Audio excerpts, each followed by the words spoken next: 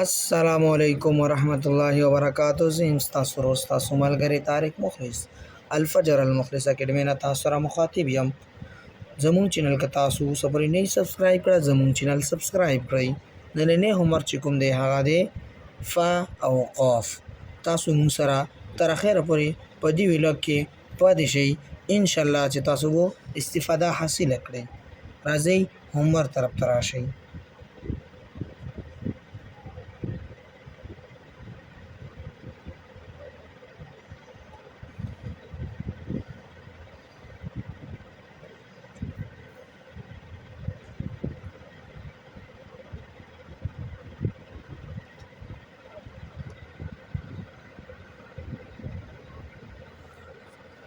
دخل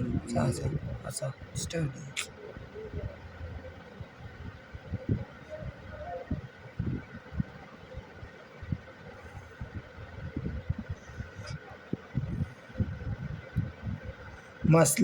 لاندې چې کوم فاصله ده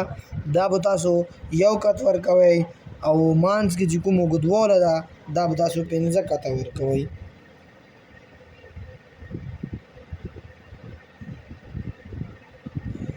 دا فاسر چې کوم دا تاسو چې کله په دې باندې پریکټس جاری کړئ دا تاسو زده شئ په دې غوندې یو قاف ده قاف چې کوم ده هغه د شونډې سر دی او صرف دا منبیزو کې دا فرق دی چې جیم بده د طرف نه راته واله قاف به د طرف نه راته وای نور فرق پکې هیڅ نشته او تاسو چې کوم دا په دې باندې پریکټس جاری ساتئ تر څو چې تاسو زده کړئ نه وي نو ټول نه ګران دا منبیز وي دا نور څه ګران نه ده تاسو خپله حوصله مه بایلئ او یو کت فاصله دوزو کې ده. اوس قاف ته راشئ قاف به تاسو څنګه اچوئ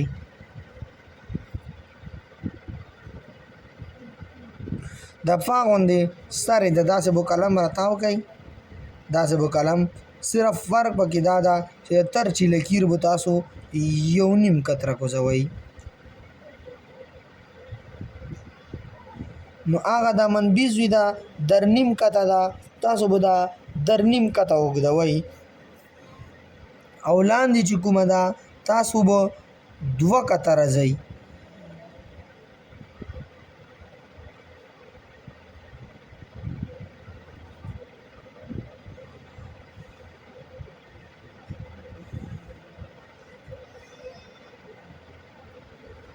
دې ته ویلی شي قاف دا نقطې به تاسو په احتیاط سره اچوئ دا و نننی هومورک چې تاسو مخته تیر شو فا او قاف نو تاسو په دې باندې پریکټس جاری ساتئ انشاءالله امید ده چې زر تر زره به تاسو خپل مقصد ته ورسئ او زموږ چینل سبسکرایب کړئ او ویډیو چې کومه ده مخکې خلکو سره شیر کړئ تر څو چې خلکو ته پیدا ورسیږي. والسلام.